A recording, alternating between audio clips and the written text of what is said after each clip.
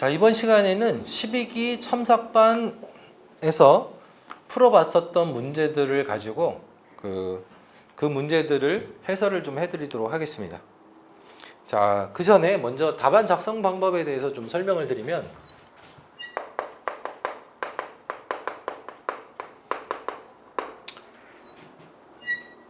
많은 분들이 이제 공부 처음에 시작을 할 때 답안 작성 방법을 가장 어렵게 생각을 해요. 그래서 이제 잘 모르시는 분들, 이제 처음 시작하시는 분들은 그냥 책의 내용을 요약하는 정도로 정리를 하시는 분들이 가장 많죠. 자기가 생각을 할 때 이제 중요하다고 생각하는 것들 이렇게 이제 그 두서 없이 정리를 하는 경우가 가장 많고, 그다음에 이제 어느 정도 이제 공부를 했다고 하시는 분들은 이렇게 작성하시는 분들이 많아요.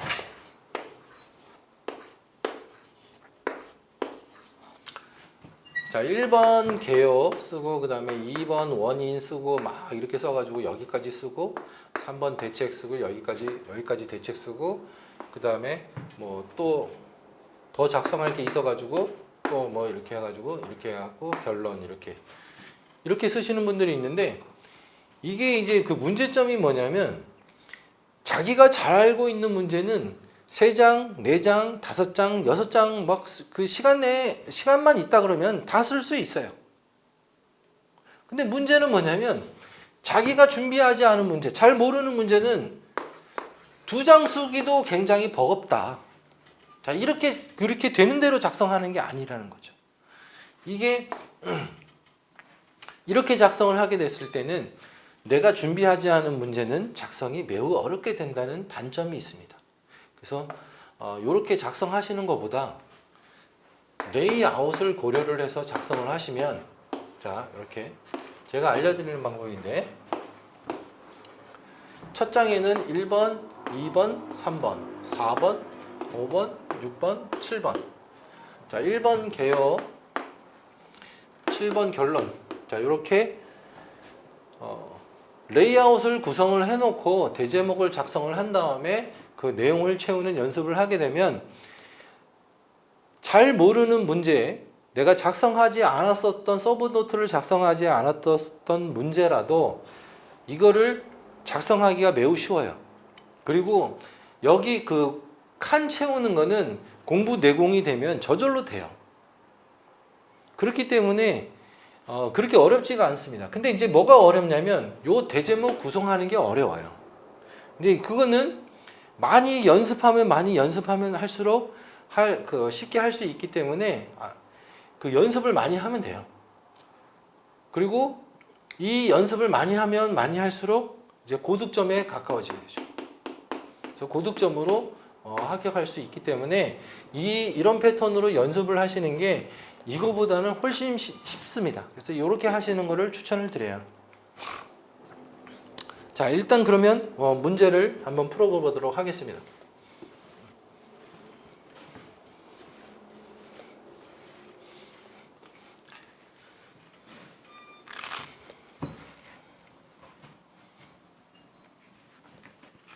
자, 문제는 1번. 강 구조물의 용접 결함 원인 및 방지 대책을 쓰시오. 이런 문제가 나왔습니다. 자, 이러면 여러분들은 반드시 시험장에서 이제 문제지를 받으면 제일 먼저 해야 되는 게 줄을 치셔야 돼요. 자, 일단 물어보는 게 강 구조물의 용접 결함을 물어봤어요. 강 구조물의 용접 결함이 문제의 조건입니다. 그리고 용접 결함의 원인을 하나 물어봤고요. 그 다음에 방지 대책을 물어봤어요. 자, 용접 결함의 원인, 방지 대책을 쓰시오 했을 때 이게 용접 결함의 원인과 방지 대책은 시험 답안지에 반드시 작성이 돼 있어야 돼요. 그래야 점수를 매기죠. 근데 이게 없다. 이게 없으면 없는 만큼 감점이 되겠죠. 그래서 반드시 저거를 다 쓰셔야 돼요. 자, 그러면 답안을 구성을 해보겠습니다.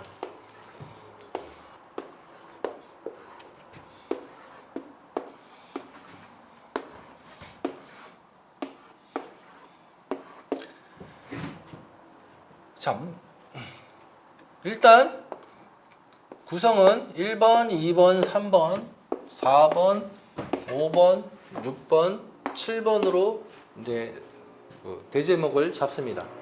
그러면 이 문제에서 요구한 거를 원인을 여기다 배치를 하고 방지 대책은 여기다가 배치를 하면 될 것 같습니다.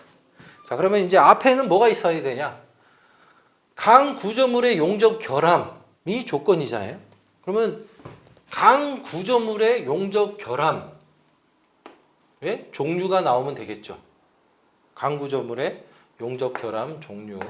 자, 이렇게 하고 평용접일 때 하고 그다음에 모살 용접일 때 여기 결함을 이제 결함의 종류를 이렇게 쓰고 그다음에 용접 결함 원인 6개까지 쓰고 6개.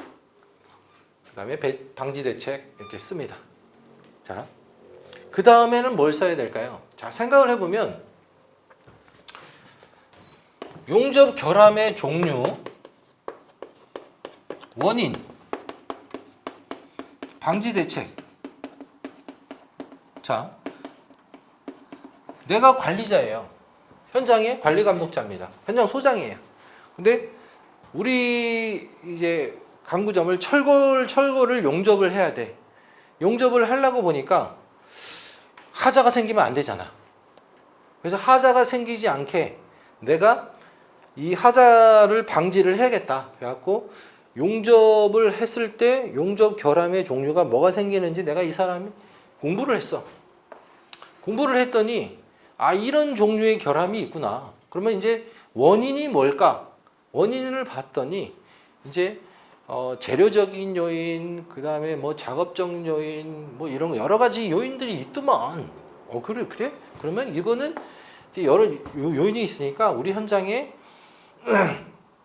방지를 하기 위해서 용접사 기량 테스트도 하고, 그 다음에 뭐 그 재료의 예열도 하고, 그 다음에 용접봉도 말려놓고, 뭐 적정한 전류를 쓰고 이렇게 해서 방지 대책을 사용을 해서 시공을 했단 말이에요.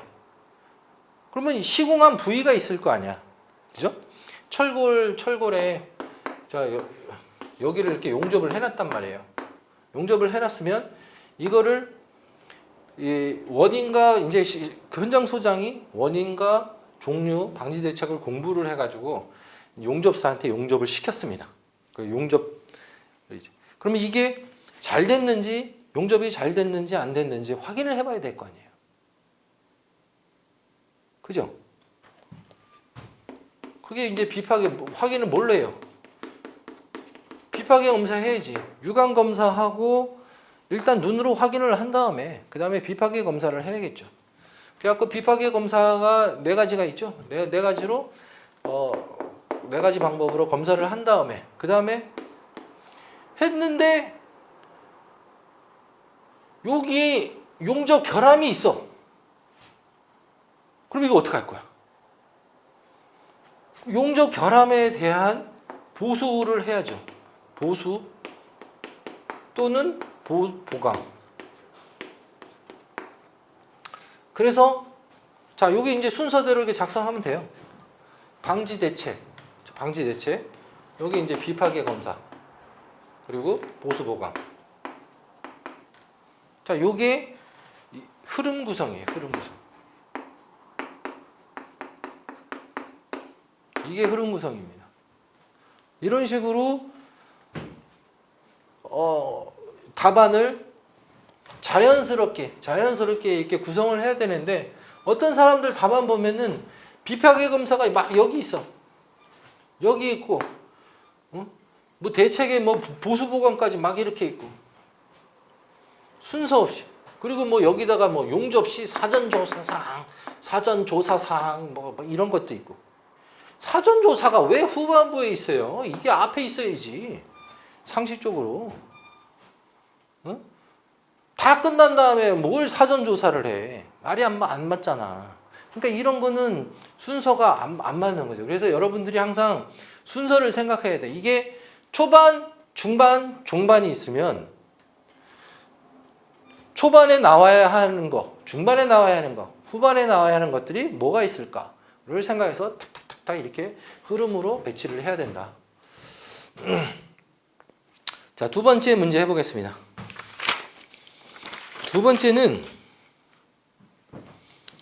전기 용접 작업 시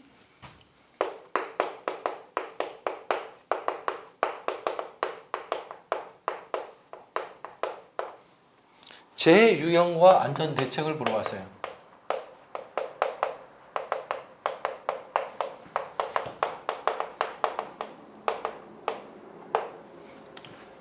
자, 일단 줄을 쳐보겠습니다. 전기 용접 작업 시가 조건이죠.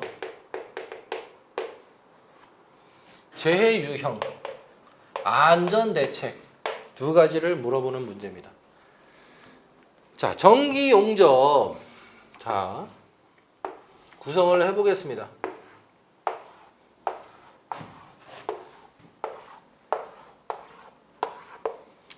1. 개요. 2.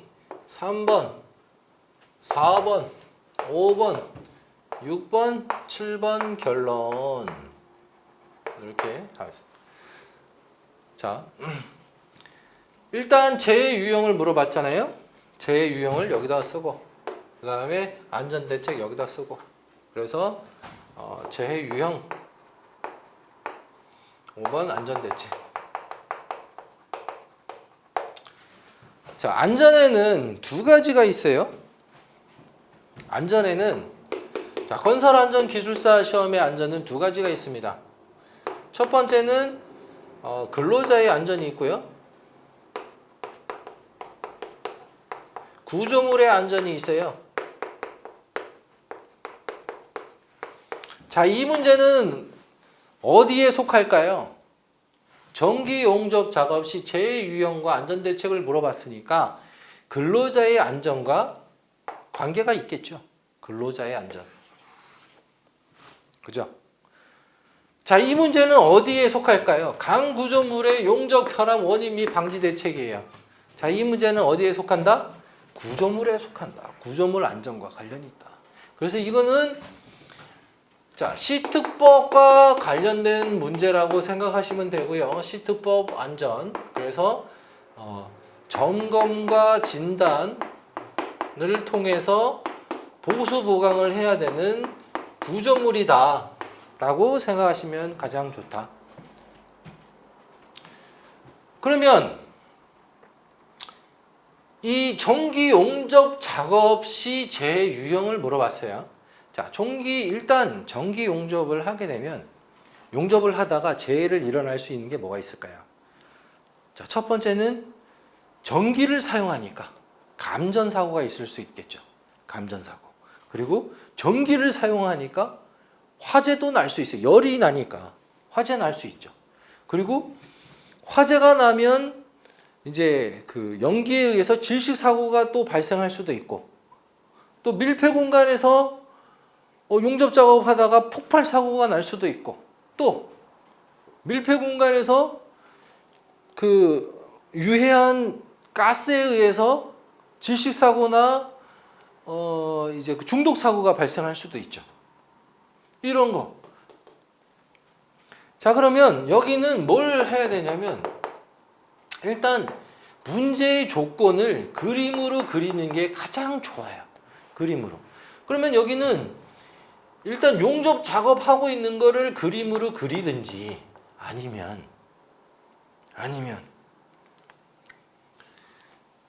전기 용접 작업의 종류를 쓰든지. 일단 전기 용접 작업이 뭐가 있을까요? 자, 교류 아크 용접이 있을 거고, 교류 아크 용접기가 있을 거고, 그 다음에 직류를 사용하는 우리 그냥 일반 그 아크 용접기 있잖아요. 인버터 용접기, 인버터 용접기일 수도 있고, 그죠? 그리고 여기에 이제 위험 요인이 있겠죠. 그래서 전기 용접 작업의 종류와 용접 작업 위험 요인으로 이렇게 구성할 수도 있고, 아니면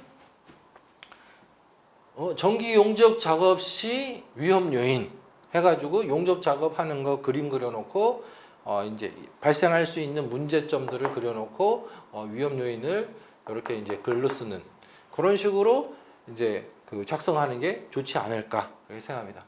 자, 여러분들이 그 한 가지 알고 계시면 좋은 게 이 세 장 중에 무조건 이 답안지에는 그림이 반드시 들어가야 된다. 그림이. 여러분들 답안에 그림이 있는 거하고 그림이 없는 거는 시선의 집중도가 달라져요. 시선의 집중도가 달라진다는 것은 채점관이 글로만 있는 거와 글과 그림이 적절히 섞여 있는 거를 글과 그림이 섞여 있는 거를 점수를 더 줄 수밖에 없다라는 거죠. 그걸 이해를 하셔야 돼요. 그래서 여러분들이 그림을 그리는 거는 내가 그림을 잘 그려서 그리는 게 아니라 뭐예요? 채점관님 점수 좀 주세요 하고 내가 어필을 하는 거예요. 자, 이 조건을 그림으로서 제가 이 문제에서 주는 조건을 이해를 했습니다. 그래서 이걸 가지고 그림으로 위험성 평가를 해서 이걸 풀어보겠습니다 하는 거랑 똑같은 거예요. 이걸 글로 적은 거는 그냥 이 사람이 암기력이 어느 정도 되나 그거를 보는 거나 본다고 생각을 할 수도 있지만 이걸 그림으로 그려서 밀폐 공간 뭐 이렇게 그려가지고 밀폐 공간에서 질식 폭발 이런 것도 그려져 있고 화재도 있고 뭐 그 감전도 위험 요소도 있고 뭐 이렇게 그림을 그려놓으면 이 사람이 위험성 평가라는 거를 전체적으로 이해를 하는 사람이구나 해서 호감도가 급격하게 높아지게 되는 거죠. 그래서 점수가 일반 다른 답안들하고 확연하게 차이가 나게 되는 거예요. 그래서 여러분들이 반드시 그림을 그려줘야 돼. 적절한 그림과 글은 매우 효과적이다. 점수를 획득하는데 효과적이기 때문에 반드시 사용을 해야 된다라는 거죠. 자, 그러면 여기 그 안전대책을 제 유형은 이제 뭐 질식, 뭐 화재, 폭발 막 이런 거잖아요. 그럼 안전대책은 뭘 써야 되냐면 제 유형과 안전대책이면 유형별 안전대책으로 쓰는 게 가장 좋아요. 그게 가장 쉬워. 자, 이거를 시공 순서별로 쓰는 분들도 있는데 그거는 추천을 드리지 않습니다. 왜냐하면 여기서 제 유형을 물어봤기 때문에 이 제 유형에 대한 대책이 있어야 돼. 이게 바로. 그래서 뭐 화재 시에는 뭐 화재 감시인을 배치하고 그 화재 위험 물질을 격리를 시켜놓고 뭐 차단을 하고 뭐 이런 것들 있잖아요. 이런 것들을 여기다가 써줘야 된다는 거지. 그 다음에 이거는 이제 여기는 현장 용접 작업 시 안전 대책으로 이제 공사 순서별로 이렇게 작성을 하면 되는 거죠.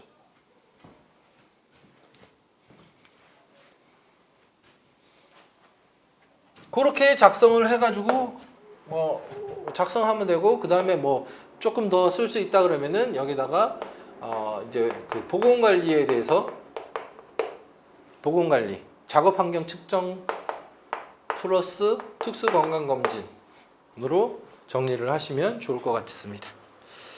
자, 여기 일단 두 문제 풀어봤고요. 다음 문제 풀어보도록 하겠습니다.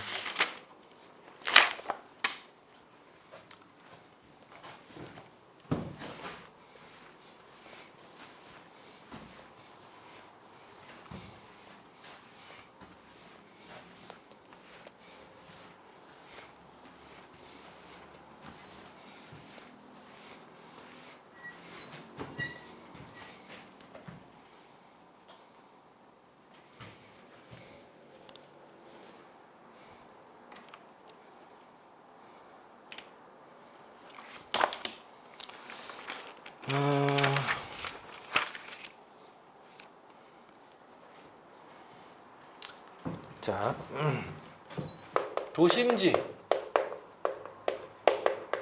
철골공사에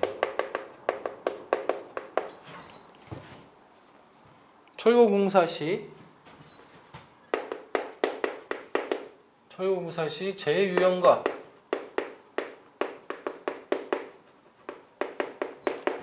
안전대책을 쓰시오. 자, 1번이 자 문제가 도심지 철골공사 시 재유형과 안전대책을 물어봤습니다. 그러면 자 문제를 받으면 기계적으로 이게 습관화가 돼야 돼요. 줄을 딱 치십시오. 도심지 철골공사 시 재해가 조건이에요. 재해 유형이 1번, 안전대책이 2번. 자, 그러면 이거를 이제 레이아웃을 꾸려보면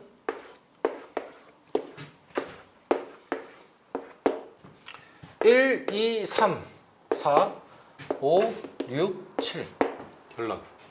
자, 이렇게 레이아웃을 정해 놓고요. 일단 물어본 거 재해 유형을 여기다 배치를 합니다. 재해 유형. 그다음에 안전대책. 재해 유형이 1번, 2번. 자, 이렇게 있으면 일단 조건을 반영을 해야겠죠. 여기 조건을 2번에다가 그림으로 그려야 돼. 자, 그림을 그러면 뭘 어떻게 그리냐면 자, 보시면 도심지 철골공사라고 대놨어요. 도심지. 자, 여러분 그냥 철골공사시 하면 되는데 왜 도심지라고 했을까요? 왜? Why? 그냥 철골공사시 재해유형과 안전대책을 쓰시오 하면 되는데 뭐 때문에? 뭐 당시? 자, 도심지에 자, 그러면은 이거는 도심지 특성 플러스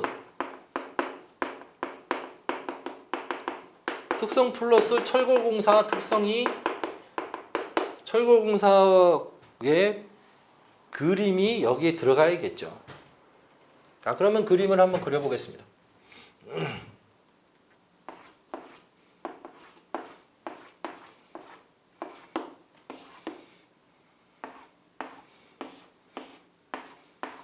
자, 이게 이제 철골공사죠. 철골공사하고 그 다음에 옆에 타워 크레인이 이렇게 서 있습니다. 타워 크레인도 도심지니까 러핑으로 그려야겠죠. 러핑으로. 자, 러핑으로. 자, 이거를 이렇게 하고.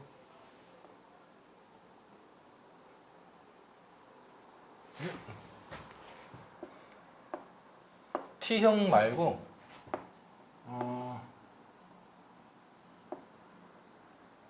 이렇게 그려야죠. 이렇게 그리고 이렇게 그려서 이렇게 당기고 이렇게. 자, 러핑으로 이렇게 그립니다. 러핑으로 그려놓고 그 다음에 옆에 뭐가 있어요? 옆에 건물이 있죠. 건물이 있어서 이렇게 또 낮방도 치고 이렇게. 그 다음에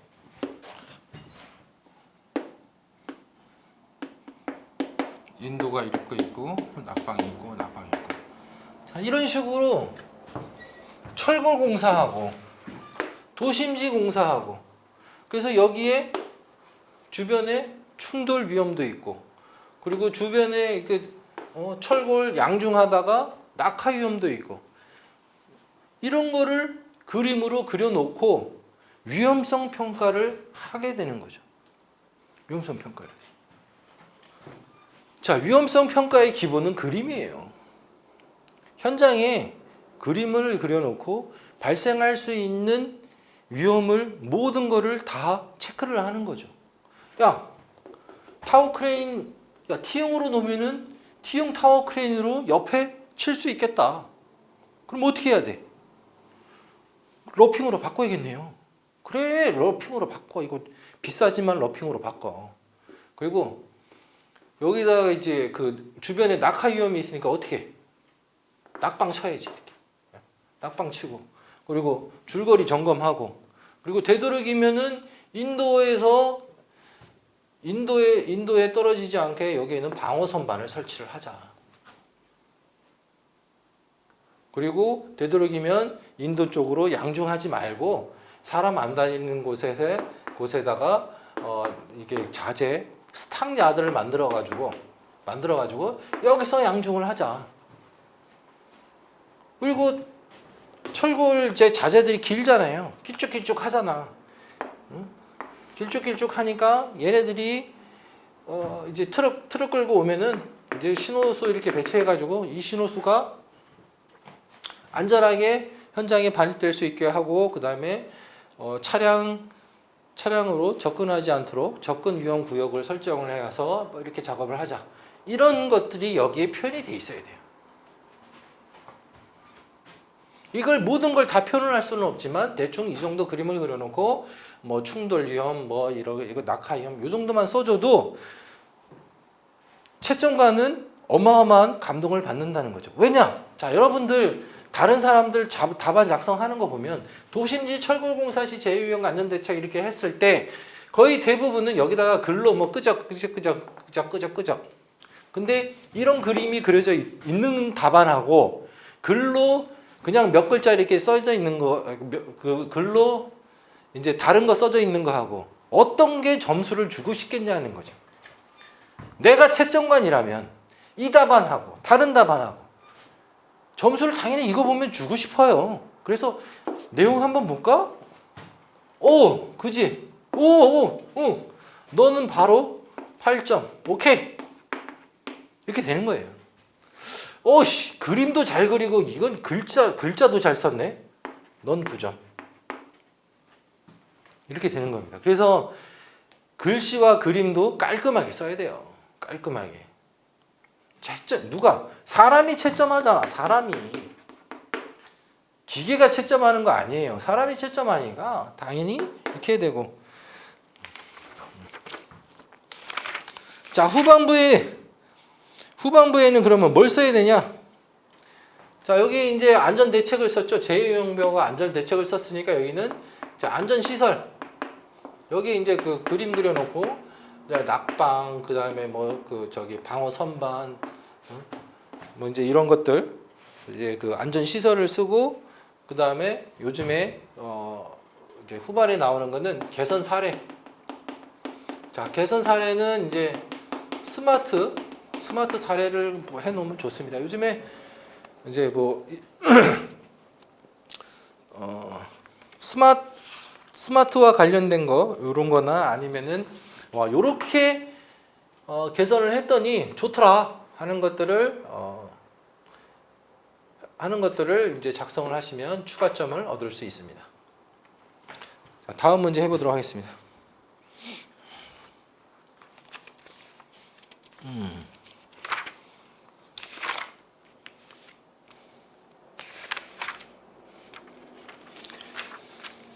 자,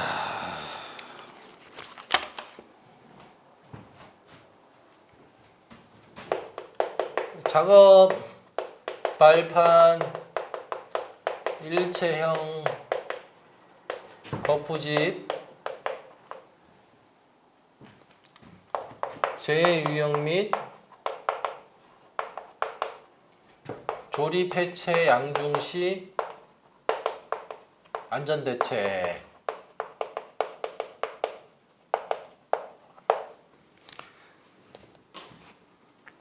자, 줄을 쳐보겠습니다. 작업 발판 일체형 거푸집이 조건이고요. 재유형 하나 물어보고 조립 해체 양중 안전대책이 두 번째입니다. 자, 그러면 답안을 구성을 해보겠습니다.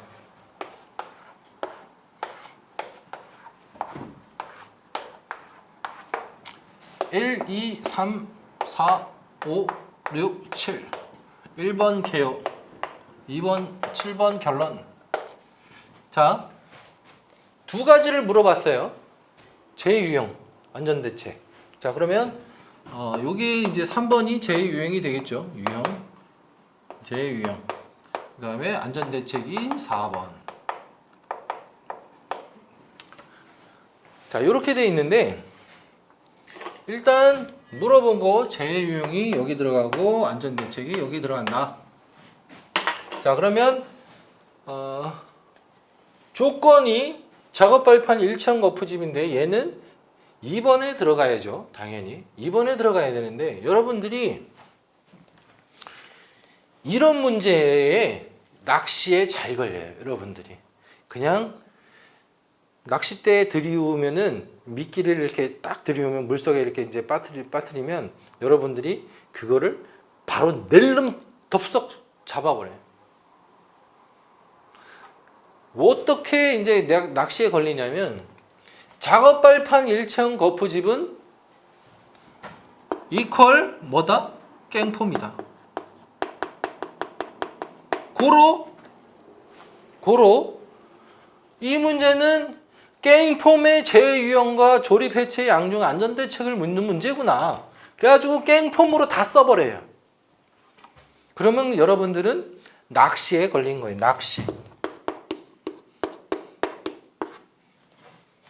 자, 작업발판 일체형 거푸집은 산업안전보건 기준에 관한 규칙 제337조에 나와 있어요. 작업발판 일체형 거푸집의 종류 1번 깽폼, 2번 슬립폼, 3번 어쩌고 저쩌고, 4번 뭐 다 있어요. 그거. 응? 뭐 터널폼 다 있단 말이에요. 그러면 그거를 얘는 문제를 낼 때 출제 근거가 산업안전보건 기준에 관한 규칙 337조에 있는 내용을 쓴 거예요. 그걸 의도를 한 거야. 그래서 야 니네 337조에 있는 내용 알아? 한번 써봐. 그래서 그 내용이 여기 있으면 오 잘하네.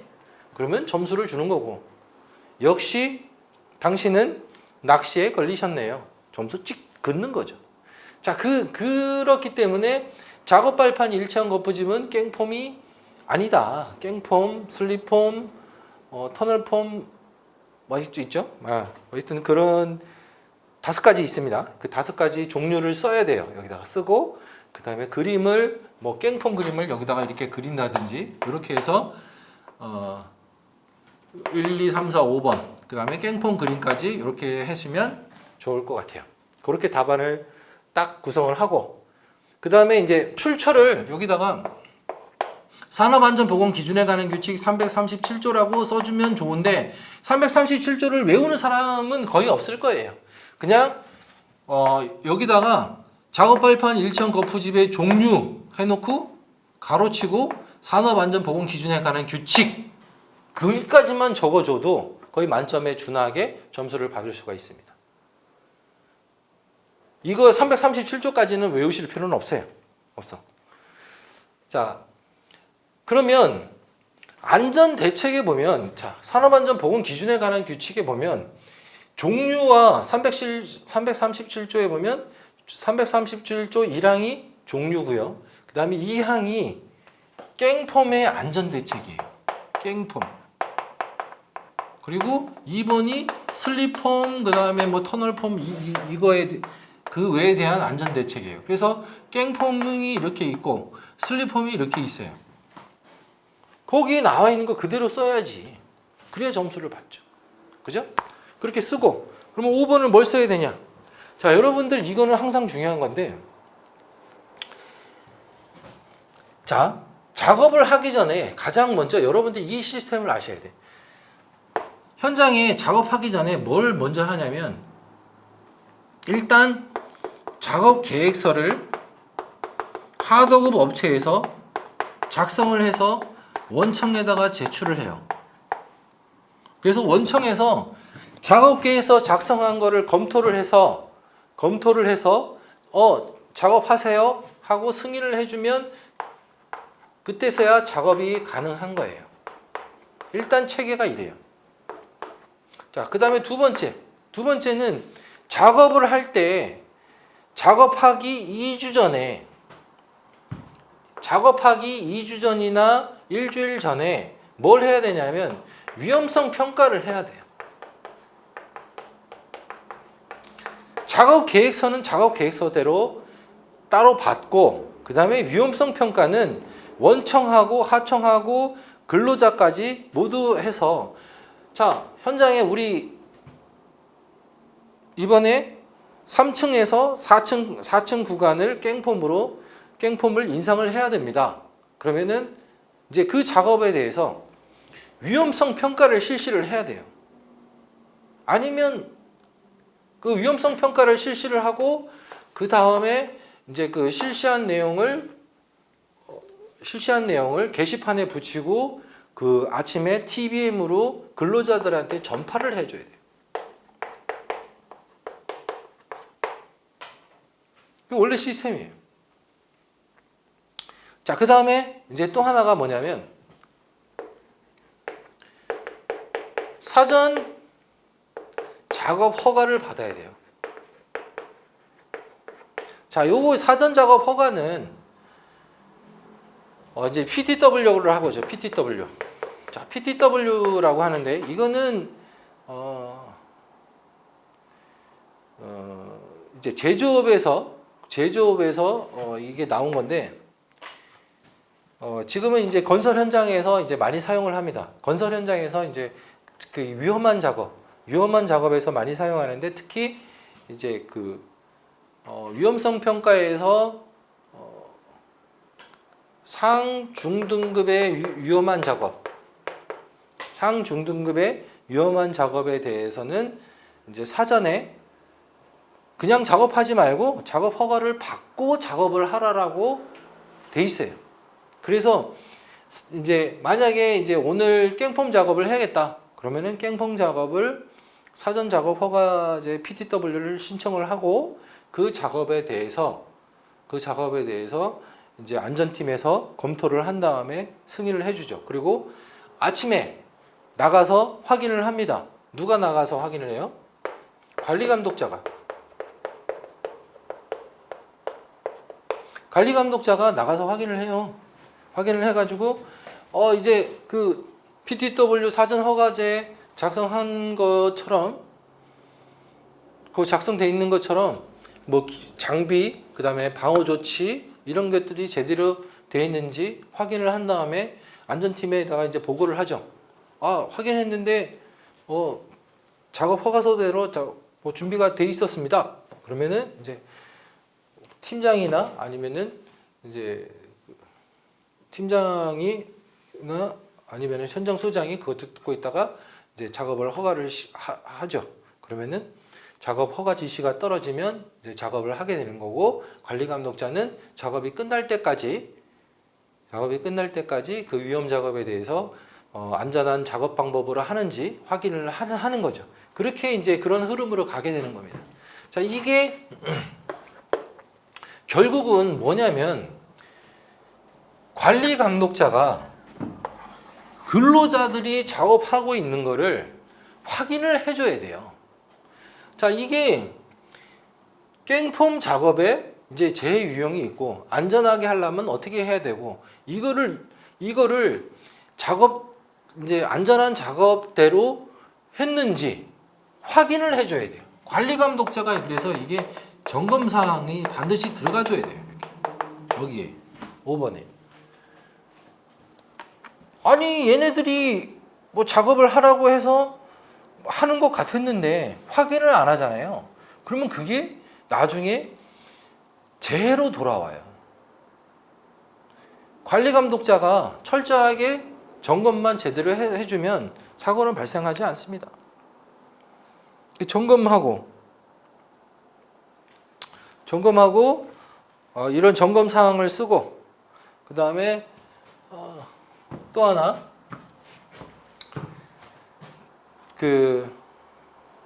자, 요거는 이제 이거 말고 이제 다른 걸 써도 되는데 제가 생각을 할 때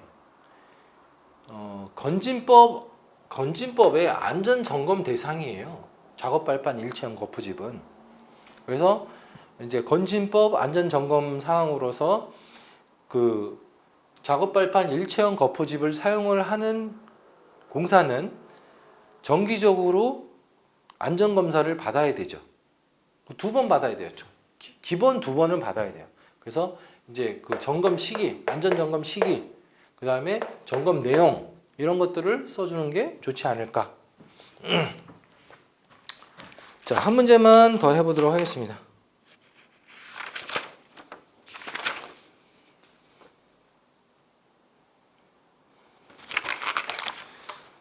자,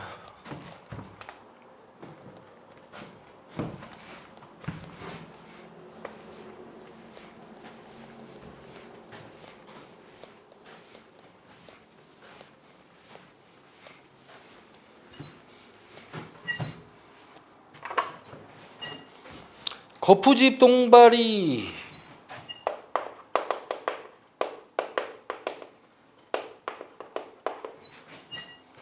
설계 시공 시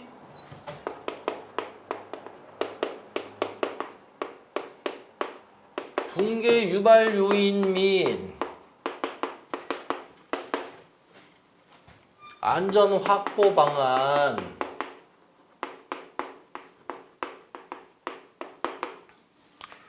자, 이 문제는 마찬가지로 줄부터 칩니다. 거푸집 동발이 설계 시공 시가 조건이겠죠.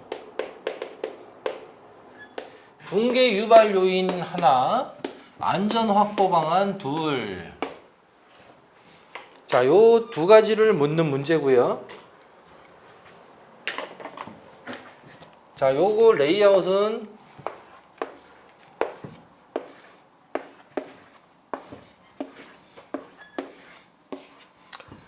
자, 1번 개요, 2번, 3번, 4번, 5번, 6번, 7번 결론.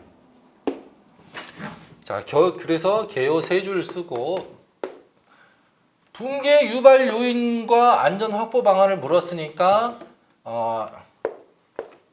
여기 1번, 그 다음에 여기 2번을 쓰시면 되는데 여기는 이제 안전 확보 방안이죠.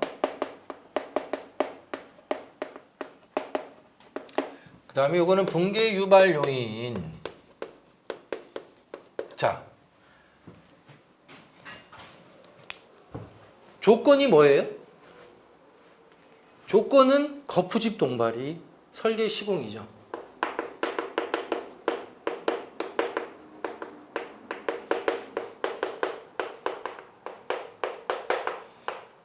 자, 여러분들 여기도 이 문제를 낚일 수가 있는데요. 거푸집 동발이란 뭐냐? 거푸집 동발이. 자, 가설공사 표준 시방서에 보면 거푸집 동발이는 멍해 장선을 사용해 합한 멍해 장선을 사용해서 그 하중을 지지하는 것을 거푸집 동발이라고 한다. 그러면 거푸집 동발이는 종류가 있어요.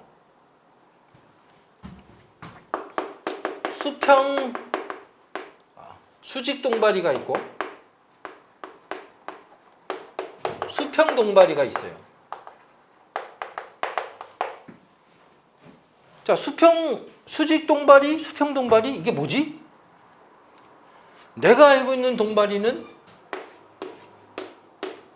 단감 파이프밖에 없는데, 단감 동발이밖에 없는데, 뭐지?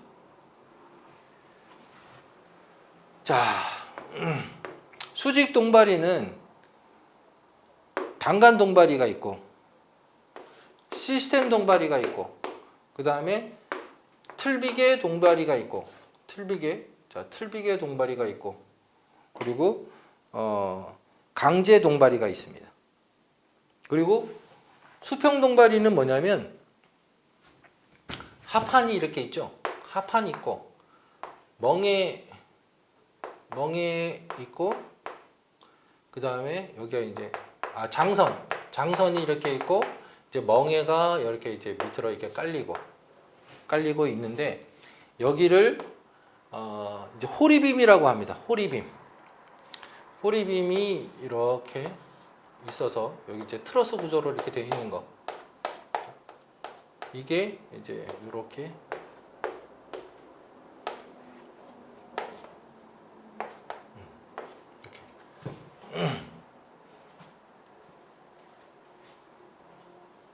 맞네요, 여기. 이렇게 받치는 거를 요걸 수평동발이라고 하는데, 이 수평동발이는 호리빔이 있고 패코빔이 있고 그리고 보호빔이 있어요.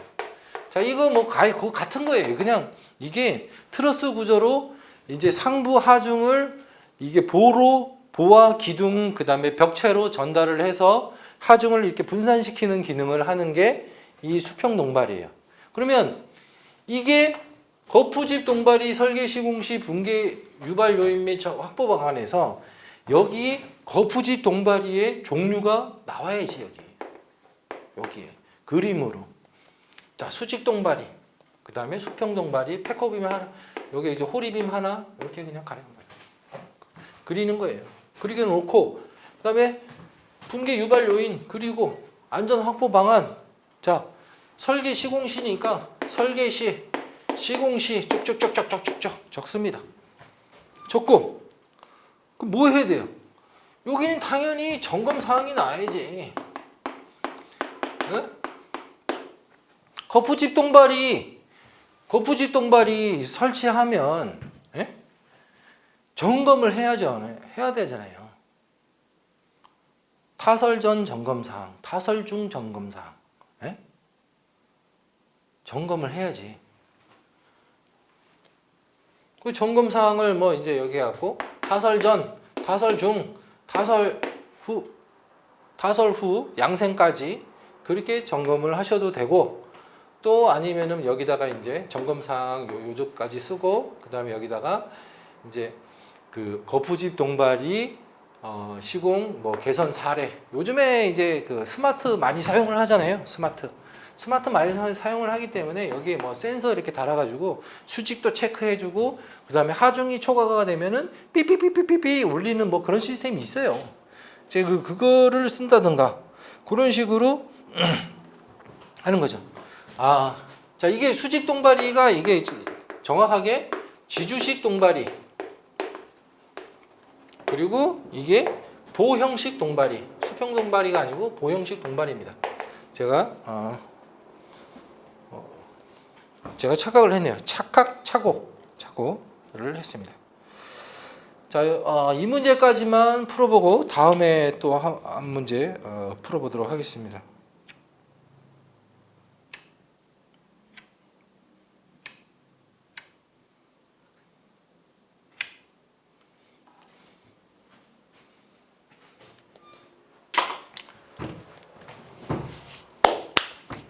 자, 이런 식으로 답안을 작성하시면 되고요.